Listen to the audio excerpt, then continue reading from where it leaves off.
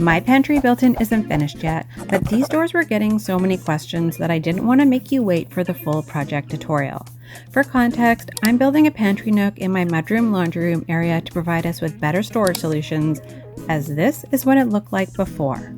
And since I'm so close to finishing up this nook, I will be sharing a video on the full build shortly. If there's anything you want me to cover in that video, please leave me your suggestions below and I'll make sure to include it.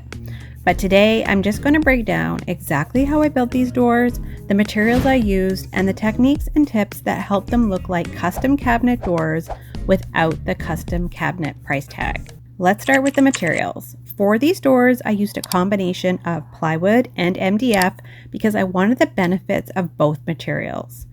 For the door base, I used 1/2 inch sanded birch plywood.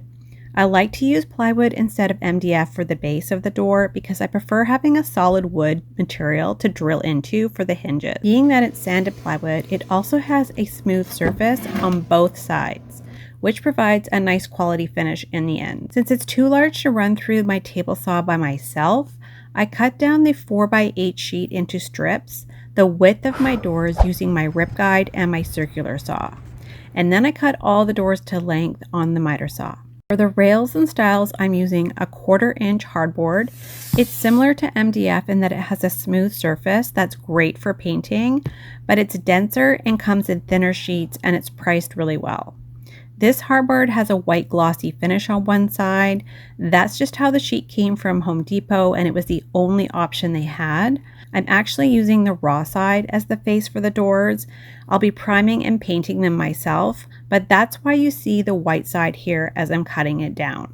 I cut these down into manageable strips with my circular saw and then ran them through the table saw for the beveled cuts. I matched the width of the rails and stiles to my existing cabinetry, which was 2 3/4 inches wide, and I set my table saw to a 45-degree bevel. One important tip here, because these pieces are narrow, they naturally want to pull away from the fence while cutting on this angle. I highly recommend using a featherboard to keep consistent pressure against the fence and along with a push stick for safety. This will help keep your bevel consistent across all of your pieces. This definitely took some practice for me before I got a good feel of guiding the strips through on a bevel cut like this. My biggest tip here would be to make sure you have pressure on the board against the table as well as equal pressure on the board against the fence. Give yourself extra in length. It's not worth it to get your hands close to the blade just to save the last few inches of the strip. If the end starts to drift slightly, let it. You can trim that section off afterwards. I'd much rather sacrifice a couple inches of material than compromise on keeping my hands in a safe position.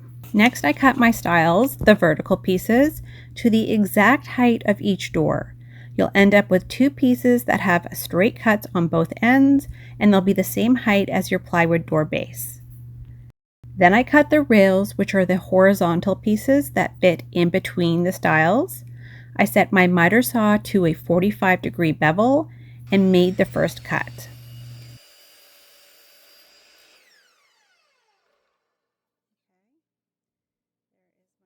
Then I measured the distance between the 2 stiles, making sure I'm measuring from the top ridge of each bevel, not the inside where the bevel slopes away. That top edge is what will determine how tightly it all fits together. A helpful tip is to draw the direction of your bevel cut right on the board before cutting. That way, when you're lining up the saw blade, you can easily double check that you're cutting the correct angle. For the second cut, there are 2 ways you can do it. You can either switch your miter saw to a 45-degree bevel in the opposite direction, or you can simply flip the board around and leave your saw set where it is. That is what I prefer to do. I find it quicker to keep it at the same setting. One thing to watch out for though is once you have that bevel cut, the edge can become thin enough to slip underneath the fence on the back of the miter saw. To prevent that, I clamp a small scrap block against the fence so that I have a solid surface to register the board against while making the cut. I also like to cut these pieces just a little longer than I think I need. Then sneak up on the final fit with a couple of small shaves. Taking your time here makes a huge difference. The tighter the fit, the cleaner and more seamless your finished door will look. So to recap, you should now have a 1/2 inch plywood door base, the 2 hardboard stiles, the vertical pieces, cut to your door height, and 2 hardboard rails, the horizontal pieces, cut to the width between the top ridge of the 2 stiles. So I have the 1/2 inch plywood base of my cabinet door cut to its final size, and the 2 stiles, my upright strips, that I'm applying to the front that have a 45-degree bevel across the whole strip. Then the 2 cross pieces are also beveled at 45 degrees across the whole front, and they also have a bevel of 45 degrees on each of the sides so that they fit flush within those 2 uprights. The first thing I do is dry fit my pieces. I make sure that all of my cuts are accurate, double checking that the beveled strips feel flush to the outside and line up perfectly. Once I have it completely where I want it, like this, I'll slide out my first piece, starting with an upright, and flip it upside down. This is the hardboard that had the white finish on the other side. Like I mentioned earlier, this is all that my Home Depot had. So I do take a sander here and rough up that glossy finish just to ensure that the glue will stick. I wiped away the dust and then I apply the glue to the back. It's hard to see because the glue is white on white, but I'm making sure that absolutely every part is covered. I love these silicone brushes because they leave grooves in the glue that creates a suction when you apply it, almost like when you're tiling and you trowel in those grooves. That helps create that suction that holds the tile to the wall. Then I slide it right into place where it goes, lining up my edges and feeling with my hands to make sure that I have it flush. As soon as I have it positioned perfectly, I press down with some pressure. Lining up this first one is crucial. You really want to make sure you're flush on all of your edges, then slide out the other upright piece and repeat the process. Here's a close-up of how the glue brush creates those suction ridges. Line up that second upright, again making sure it's completely flush to the outside edges, and apply some pressure. Next, slide out the first cross piece and repeat the process. Roughing up the backside, wiping away the dust, applying the glue. For this piece, you are also going to want to apply glue to the inside bevel of the uprights and the bevel of the cross piece. You want to make sure you have enough glue that it will ooze out of the seam as you set that piece in place. Take your time with this step and make sure everything is perfectly lined up and sitting flush. I like to get down to eye level so that I can really check the seams and make sure all of the pieces are tight before securing anything. Once you're happy with the fit, you can put in a few pin nails to hold everything in place before clamping. As soon as I have it in place, I wipe away that glue, pushing it into the seam as I'm wiping it. One thing to note though is that the pin nails aren't actually necessary. The glue is what provides the strength here. They're simply there to help keep the pieces from shifting. When I first started building these doors, I always used a few pin nails because I found the pieces would sometimes slide around as I tightened up the clamps. But now that I've built quite a few of these, I actually skip the pin nails altogether. Instead, I just keep an eye on the pieces as I'm clamping them to make sure everything stays lined up, flush, and doesn't move while the glue dries. Make sure you wipe all of the glue off and then sand immediately. This is the key to getting clean seams that disappear. The sawdust from the sanding binds with the glue and creates a natural wood filler that blends in seamlessly since it's the same material.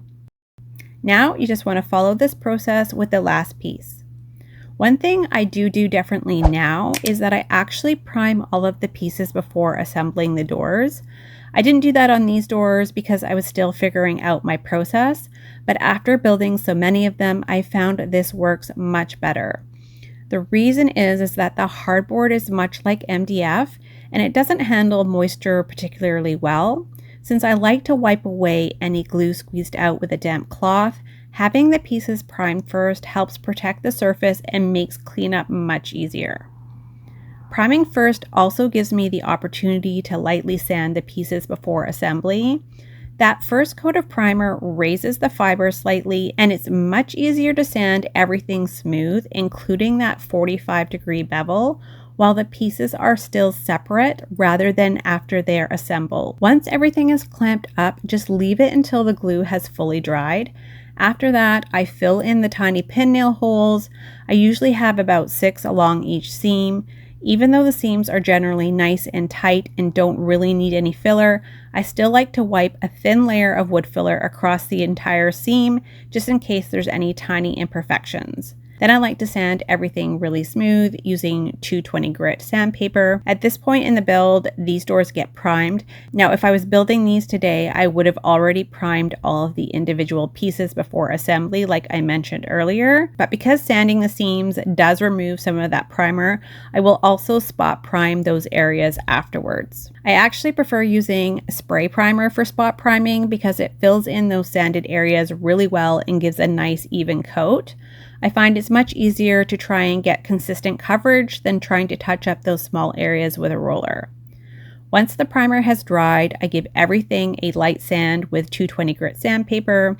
You're not trying to remove the primer here at all. You just want to knock down any raised fibers and leave the surface nice and smooth for painting.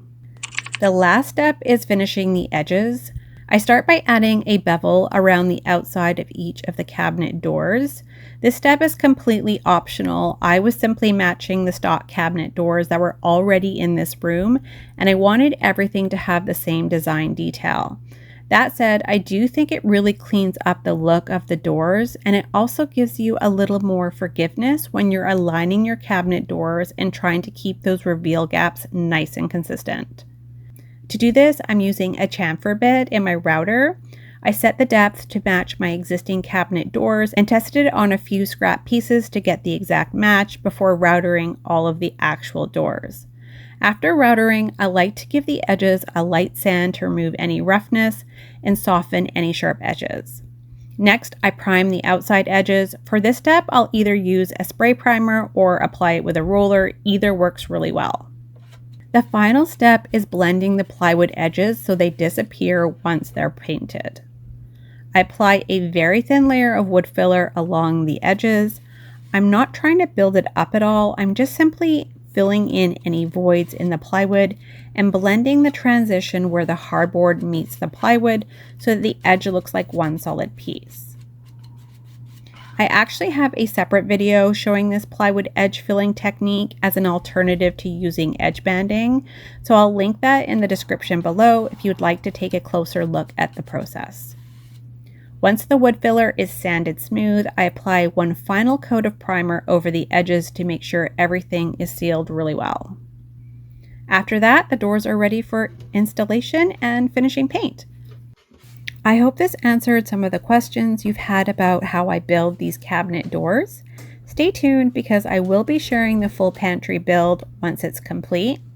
In the meantime, I'll also link a few of the other built-in projects I've done around my home if you'd like to see more of my cabinet building process. If you have any questions, leave them in the comments below. I always love hearing about your projects and experiences, and I'll do my best to answer any questions you have. Thanks so much for watching.